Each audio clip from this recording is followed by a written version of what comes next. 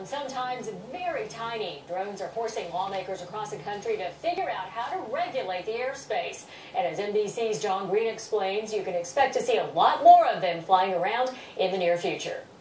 It comes in parts, and you actually got to build it up. There's an old saying.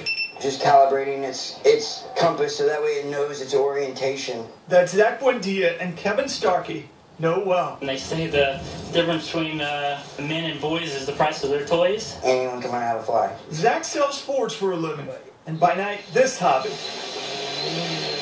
has taken on a life of its own. Day, night, sometimes till 2, 3 o'clock in the night. On nights like this, the camera is off, and this flying, glowing contraption is getting attention. Some call it a drone. Zach and other hobbyists call it a quadcopter. I've had people chase me down, thinking it's UFOs. You can see why. Unmanned aerial vehicles like this one, or UAVs, look out of this world. And the technology on them allows for pictures and video that look like they're straight out of a movie. As you can see, the gimbal stays centered. So technology's definitely come a long way since I was a kid. Kevin Starkey showed us just how tiny quadcopters are getting.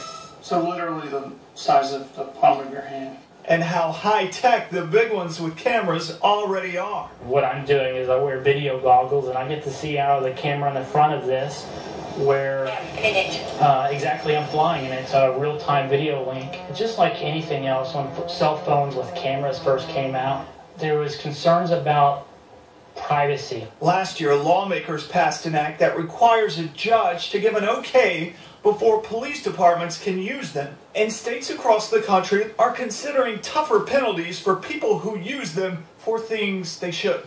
But those who build and use the drones for fun, like Zach and Kevin, see endless possibilities for good, like helping during search and rescue operations, for instance. Some can lift several pounds of payload. But how do you keep the public safe with these things flying around?